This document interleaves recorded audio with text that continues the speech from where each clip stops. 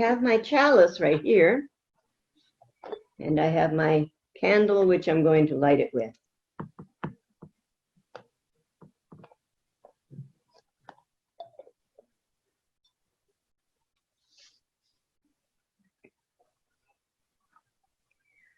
We hallow this time together by kindling the lamp of our heritage.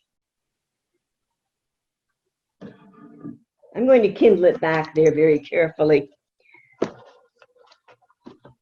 And our opening words this morning, or today, are from Canadian Unitarian Universalist minister Wayne B. Arneson.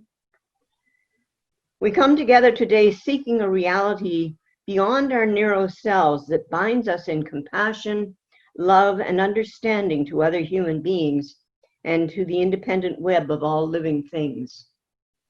May our hearts and minds be open to the power and the insight that weave together the scattered threads of our experience and help us remember the wholeness of which we are a part.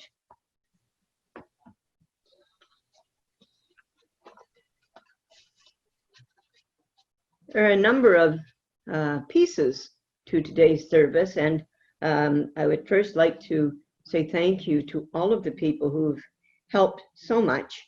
Linda and Myron for tech help, and Linda for general support. Janet Crawford for doing some wonderful videotaping.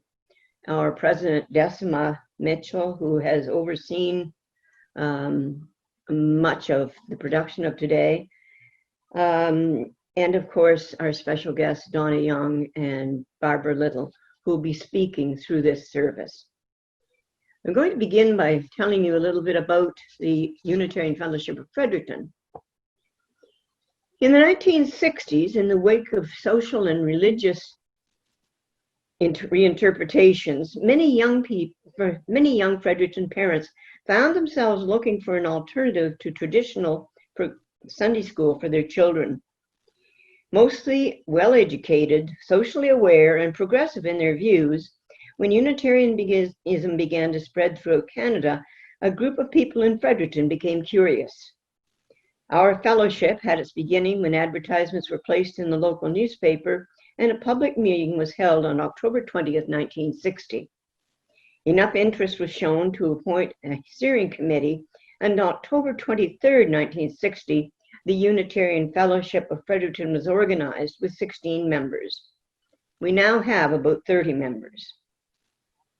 At that time, but not widely known, there was an existing Universalist church in Harvey, just 30 kilometers from Fredericton. Established in 1912, that congregation eventually became familiar with the Fredericton Unitarians, and some of them attended services in Fredericton. That Harvey church was dismantled in 1974, and it has quite recently been that the Unitarians became aware of the history and artifacts from the Universalist church. This is the main topic for today's look at the history of UUism in central New Brunswick. And now back to Fredericton's history. Early meetings were held in various locations in the downtown. This was before the time of downtown shopping malls, and both the YMCA and library were near York and Brunswick. Later meetings were held in the then new YMCA building, now multicultural on Saunders. Membership gradually increased. Unitarian House, shown here, a home for our growing Unitarian family located at 749 Charlotte Street, was acquired in December 1962 because of the generosity and conviction of several families. In the summer of 1988, all outstanding debentures were paid off, and full and clear title to the property was held by the Unitarian Fellowship of Fredericton, Inc. In the beginning, Sunday services were lay-led, with members taking turns leading services, discussion groups, and workshops. Excuse me. Our congregation was one of 3 Unitarian fellowships in the province at that time. Reverend Angus Cameron, formerly of Montreal, was very helpful to our congregation, and after his retirement, he would often do Sunday services in Fredericton. As well, over the years, we have been served by visiting ministers and a series of part-time ministers. Recognizing the need for professional leadership, in 1995, we hired the Reverend Nancy Anderson as our first full-time minister. In 1997, since we'd outgrown our Charlotte Street location, we moved our worship services to temporary rental space prior to acquiring our new home at 874 York Street at the close of 1999. The separation of the CUC from the UUA was formalized in 2001, and Reverend Anderson took on a new position in New Mexico in 2002. Since then, we are again mostly lay-led, inviting speakers regularly, and budgeting for professional ministry about once a quarter. We're going to leave everybody muted, but we're going to play, I guess, what might be as close to an official song as we have. I invite you to join, sing along at home.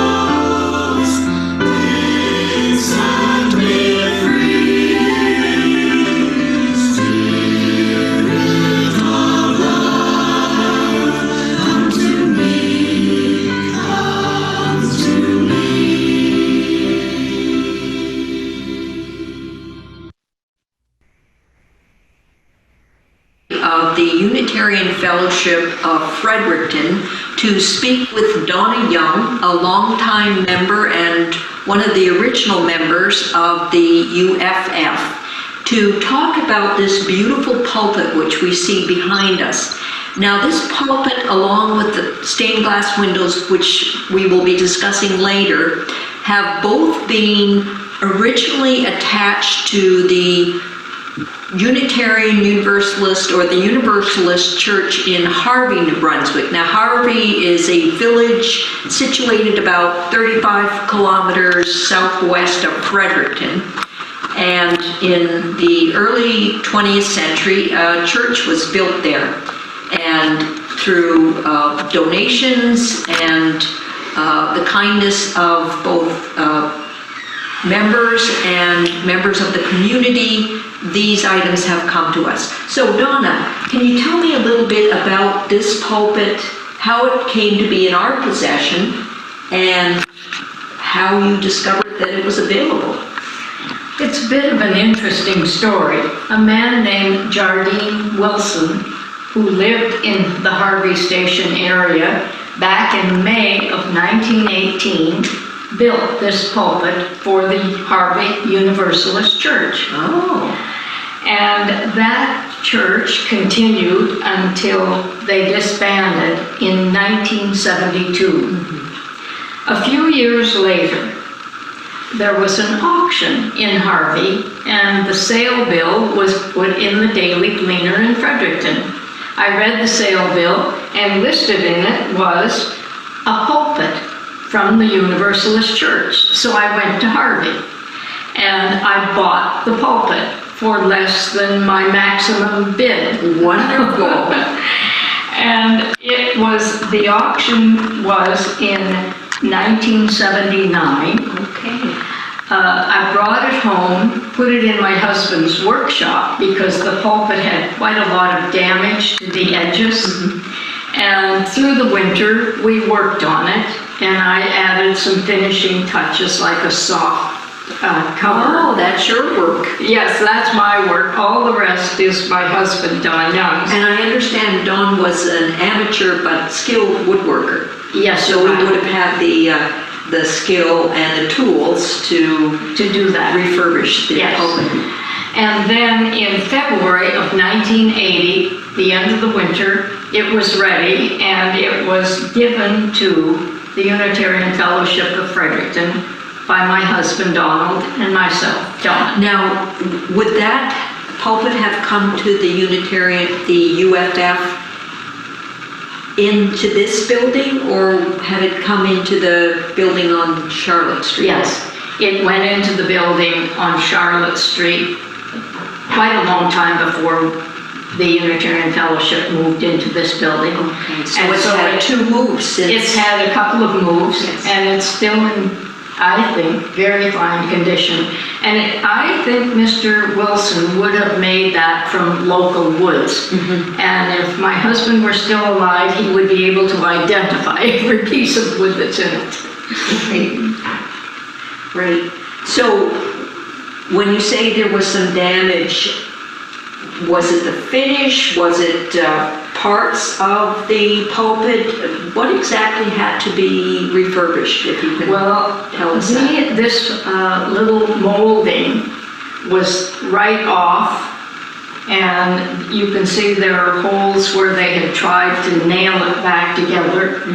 This was badly damaged, and the top was gone. So those are things we replaced. And then, as we finished it and were ready to give it to the fellowship and bring it into Unitarian House, my husband said, Donna, you should get a brass plaque made giving the details of where it came from and what it is. And we're going to ask our videographer to get a shot of that brass plaque. Oh, and that would be great. It would be. And it is so wonderful to find a brass plaque on anything historical, because oftentimes it just goes into the ether. We don't know the past, we don't know where it was and how it came to be in the present. So that's a wonderful addition, and I understand that your husband had that made and put on a shelf. Yes. Wonderful. Thank you so much, Donna, for telling us about this beautiful pulpit. We are very pleased to have found it and been able to have it continue life with the Unitarian Fellowship having come from a Universalist church, which I would have guessed is the first one in New Brunswick. Yes. Because the people who came here to Harvey and started that church came up the river from St. John, having come from Nova Scotia. Right. Thank you so much, Donna.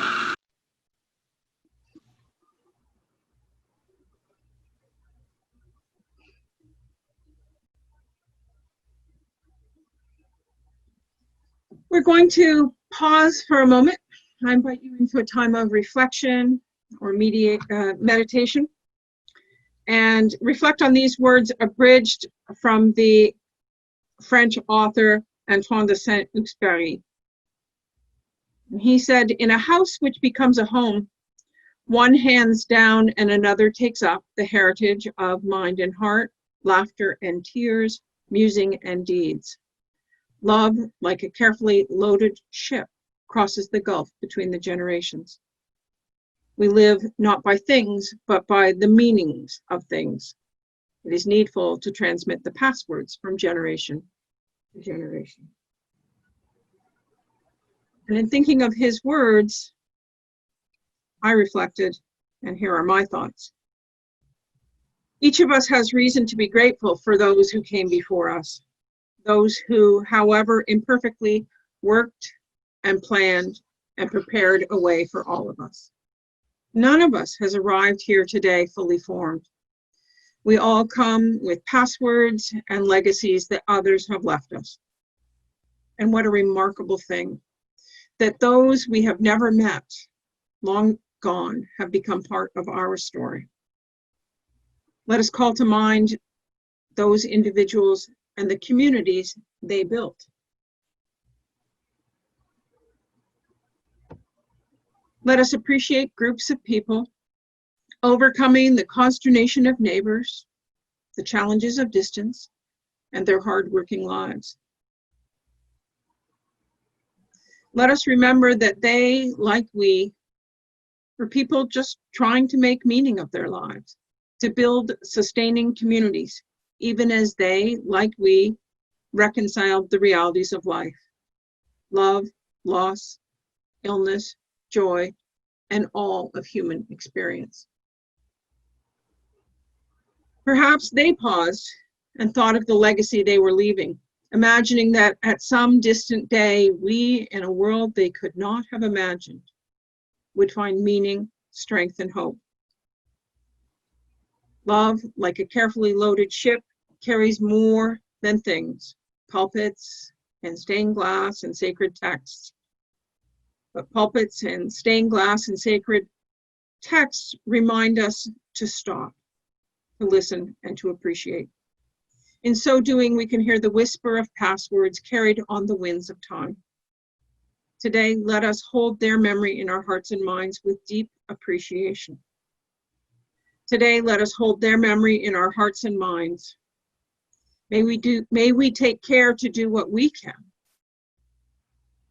to honor their efforts through our own resolve, and to love well so that those to come are gifted with our legacy of care, intention, and resolve. And it is now time for us to take up today's offering. And you will see on your screen instructions on how we're going to do that. And I will also have pasted into the chat so that you will be able to visit it, the instructions for today's offering. The money's collected through text, and you can text to 716-293-2525, or by calling the CUC office, and the toll-free number is listed there. The money that's received today will be shared between the CUC and the Unitarian Fellowship of Fredericton. And there is a picture of the stained glass windows that were mentioned earlier. And there's the outside of the current building, which Heather mentioned earlier. So again, the instructions for how to donate are there on your screen. And it's now time for joys and concerns. And what I would invite people to do is find the chat if they have a joy and concern that they would like to have shared, and to type it briefly into the chat. We'll give you a moment to do that.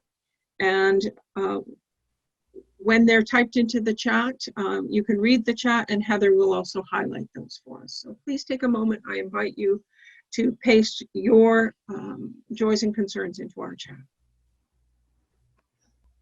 Some comments: joy for being here, joy living in Canada safely.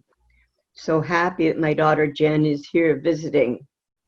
Remembering loved ones now gone who I still remember and who still inspire. Proud to have our Canadian or Fredericton Fellowship leading the service today. Joy for the opportunity to get together with family now. Joy for entering simple a new week. It is very nice to be able to be here today and to worship with all of you. I am from the UFO in Ottawa. Joy to be in New Brunswick while still in my home in Toronto. sunshine in Victoria and plans to visit family in Vancouver for the first time this year. Locally, joy at being able to marry so many beautiful couples this summer from our lay chaplain. No doubt there are joys and concerns and sorrows that we are still sitting with, and may they rest lightly knowing that others care, even though we don't know the particulars. Well, there had to be something, you know. Continuing on with a little bit of the history and the story of Unitarian Universalism in central New Brunswick. Members and friends of the Unitarian Fellowship of Fredericton are known as free thinkers who are committed to social justice and global peace. Among our members are one founder of the Voice of Women and most of Fredericton's itinerant Raging Grannies group. Since our establishment on Charlotte Street, we have been supporters of various social causes, including LGBTQ rights, same-sex marriage, and free legal abortion. Over the years, we shared our home on Charlotte Street with Planned Parenthood, and a daycare center operated from there as well. Our lay chaplains performed ceremonies of civil union before equal marriage laws were established. We went to protest, wrote letters concerning local causes of discrimination, and lent our voices to the media, either locally or through campus radio at UNB. In 2005, in our quite recent new home on York Street, we spent months preparing and reflecting on the process of becoming a welcoming congregation. We added this achievement at our annual meeting in June 2005, and we were happy to get good press coverage for it. Some years later, one of our lay chaplains officiated at what is believed to have been the first double transgender marriage in New Brunswick, and our variety of celebrations keeps our lay chaplains quite busy. More recently, we have taken part, with as much fun as possible, in various Pride Week events. Last year's tent downtown brought many questions and gave us lots to consider. It was also fun that we were right next door to the Liberal Party and to an organization that counsels youth who are questioning their religion.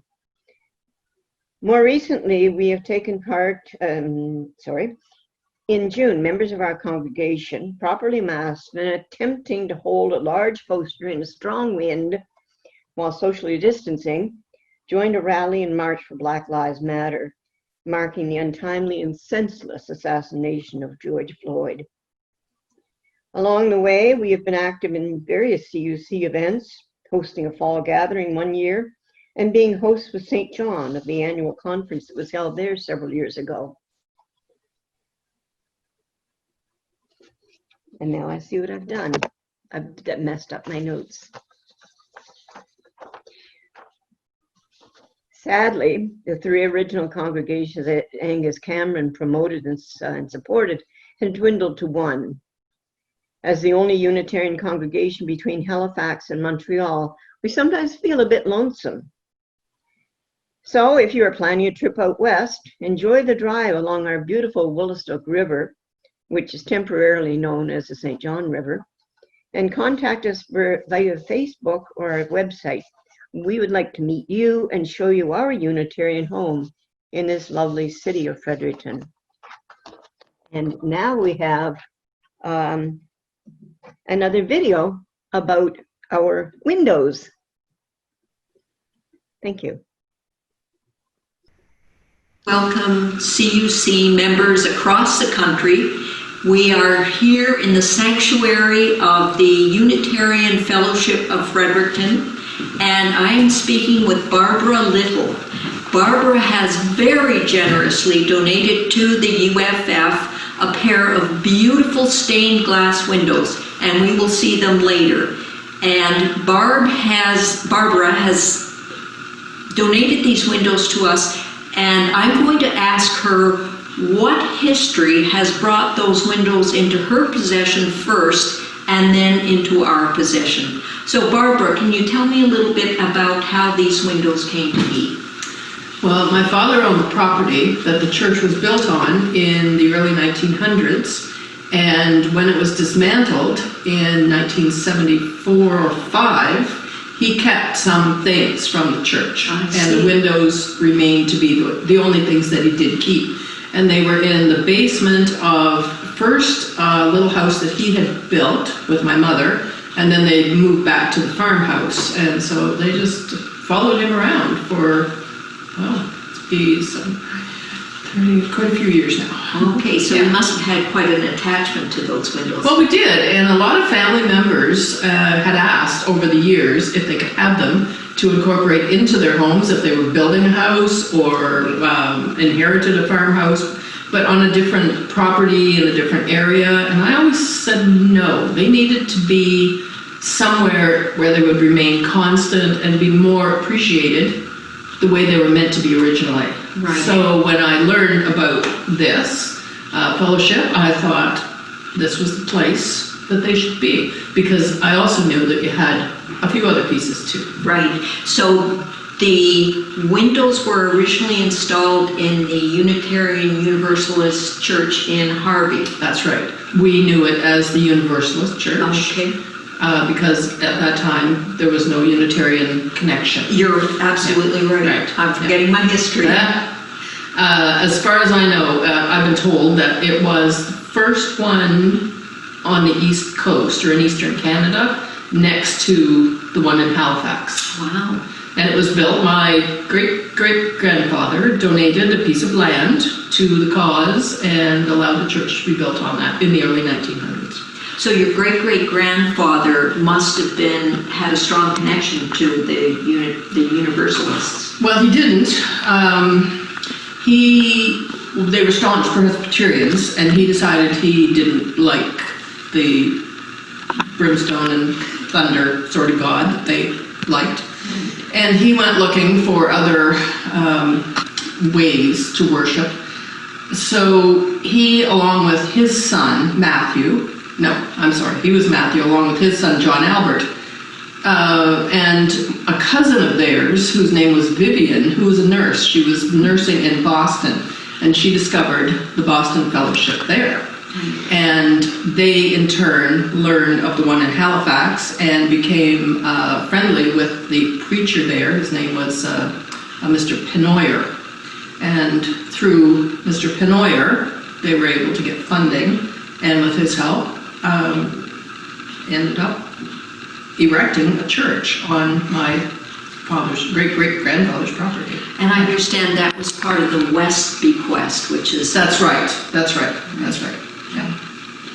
So the stained glass windows, would they have been put into the church shortly after it was built, or within a couple of years? Or? I have no information on that whatsoever. I would presume that the whole thing was installed at once. Okay. And they weren't outside windows. They were between the vestry and the nave, or the main body of the church. So that when you were sitting in congregation looking toward the minister, the windows were directly behind him. And I imagine because of their expense and their beauty that decision was made to protect them from the elements. Quite possibly, and I suspect they were donated by someone, but I don't know who that would have been. So they wouldn't have been actually part of the exterior structure of the church? No, not at all. That's why they remained in such good condition. Exactly. Except for the bullet hole. We noticed when you donated those windows to us, the pair of windows that we will see, there was a cracked pane, and we were very fortunate in getting a local stained glass artisan, Ned Bowes, to replace the pane. But there was also a little tiny hole in one of the diamond panes, and he suggested that we not bother with it. It wasn't going to be structurally at risk, and to match that particular color would have been very challenging. I can understand. You may be able to shed some light on that little hole. When the windows were in my brother's home in the basement, my nephew, he would have been a young teenager, 12 maybe, and got his first BB gun, and he decided he was going to do some target practice in the basement, and he wasn't a very good shot. One BB went through the one particular piece of window, and it's a clean hole, but and there it is. So that's a little bit of that history. Thank you. I think it's time for us to look at those beautiful windows. Okay. Barbara, we are now standing in front of these beautiful stained glass windows that we've been talking about previously, the windows that you have donated to the Unitarian Fellowship of Fredericton. And could you tell us a little bit about where they were situated in the church? Well, in the church building, as a child, I remember them being between the nave, the main body of the church, and the vestry, which was the room in the back where the ladies had the sewing circle. And so when people were in the congregation looking at the minister, the stained glass windows would have been directly behind him. And it could have been that the church was built with that being the main outside wall behind the minister in the pulpit, and then the vestry added on later. We don't know. So it may have been that originally there was light streaming through these That's right. stained glass That's windows, right. and then this addition of the vestry would have blocked that natural That's light. right. And we Although I'm sorry to interrupt, but the vestry did have a lot of windows itself. Oh, I see. Because of course there was no electricity. Right, so it would have been, I guess, candles or lanterns or something. Kerosene. Kerosene. Yeah. Yes. Now, we were talking earlier, Barb, about a little mishap that occurred.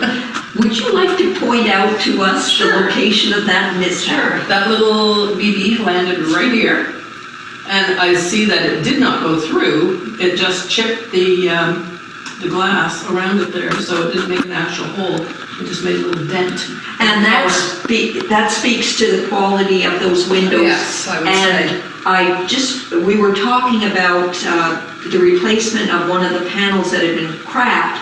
That panel was not replaced because to match the glass would have been, according to the artisan who repaired the window, almost impossible. So again, Barbara, thank you so much for the donation of these beautiful windows. The fellowship, the congregation was thrilled to have them in place here, and we will treasure them as somewhat of a memento of the history of Unitarianism and Universalism in this province. Well, I'm thrilled that they're here. I'm very happy that they're here. They're where they belong. Thank you so much. You're welcome.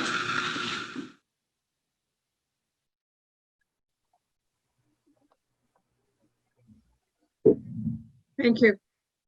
And if you want to read a little bit about the Harvey congregation on the Fredericton's website, there's a little bit of information about the little family and them coming to Universalism. That's quite lovely. So I recommend that to you. And now we have a lovely piece of music to guide us towards our chalice lighting, and then perhaps we'll have time for a little chat for those who would like to stick around. The piece of music is written by a New Brunswick artist named Janet Kidd, and for those of you who haven't been to New Brunswick, it will just give you a little taste of how beautiful the countryside and the Woolastook River are. So I invite you to listen to the River St. John. I have a chalice right here, which I'm going to extinguish, inviting you to carry the flame across the country and be at peace.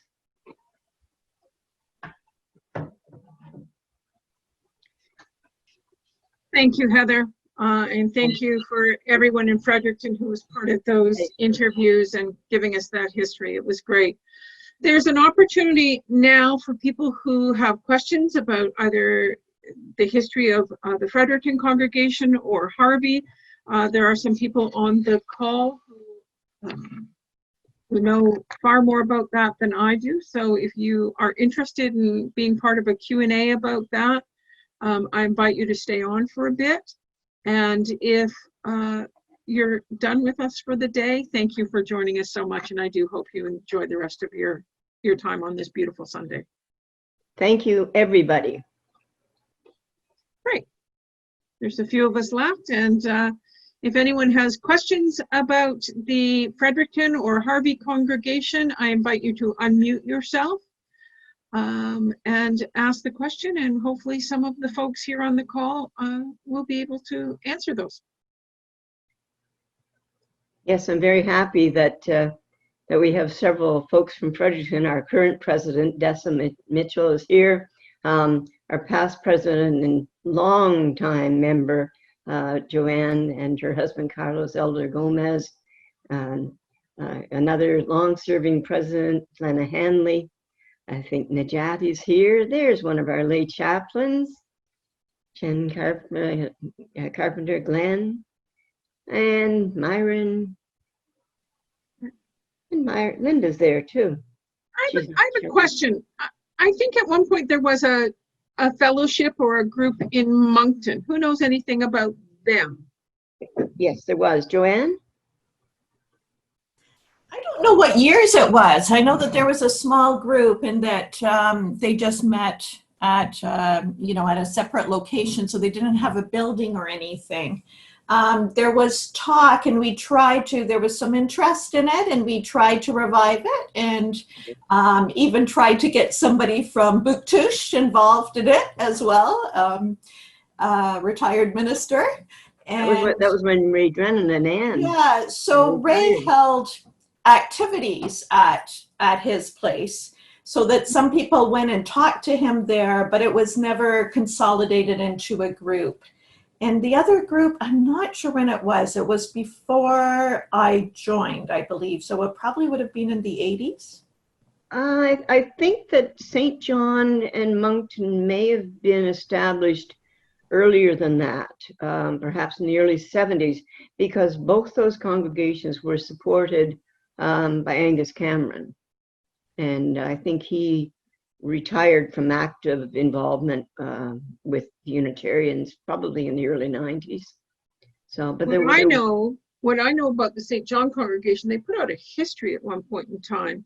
It's been over a long period of time a very up and down history. There would be a small group, and they would kind of get some energy, and then it would fade, and they would close down, and then some years later they would open up again. And we did have a St. John group for about 10 years or so that closed just a few years ago. So it's my hope that we'll see them emerge again at some point in the future, and maybe not end quite so quickly going forward.